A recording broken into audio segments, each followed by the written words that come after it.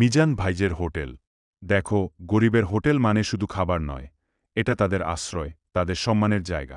তুমি যদি ইউটিউবার হও, তাহলে কন্টেন্ট বানাও ভালোবাসা দিয়ে, মানুষকে সাহায্য করো, তাদের আনন্দ দাও, কিন্তু কোনোভাবেই ডিস্টার্ব করো না। যারা কষ্ট করে দিন গুজরান করে, তাদের নিয়ে ঠাট্টা করলে মজা নয়, অন্যায়।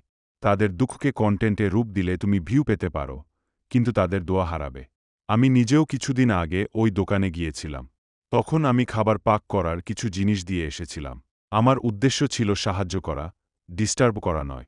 আর এটাই আমাদের সবার করা উচিত। মনে রেখো, মানুষের সম্মান রক্ষা করা যে কোনো ব্লগ বা ভিডিওর চেয়ে অনেক বড়।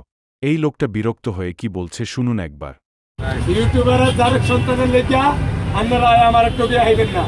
11-2 মাস ধরে না করি আইয়ে একদিন কুতিয়ে কুতিয়ে একটা বাড়ি করে নিয়ে সারে। আজকে তোরে দোকান বন্ধ করে দিছি, 2 দিন দোকান বন্ধ রাখুন, 3 দিন হরে দোকান খুলবো। এর হরে তুমি যদি এই জারক সন্তানের আইয়ে এর হরে দেখতার দেন জারক সন্তানের করে কি করি। আমার কথা কি আপনি নাকি আমার সারা চলতেন না, তুমি চলছেন না? অবশ্যই। তুমি কি 2-3 মাস ধরে নাই এটাই তো তাহলে না হতো। তোমার ব্যবসা উঠাইছে নাকি? আপনারা যদি না আইয়েন এন ভিডিও হইব না, বদনামও ছড়াইব না, সুনামও ছড়াইব না। আমি সুনামও চাই না, বদনামও চাই না, আপনাকে ক্যামেরা আমি দেখতে চাই না।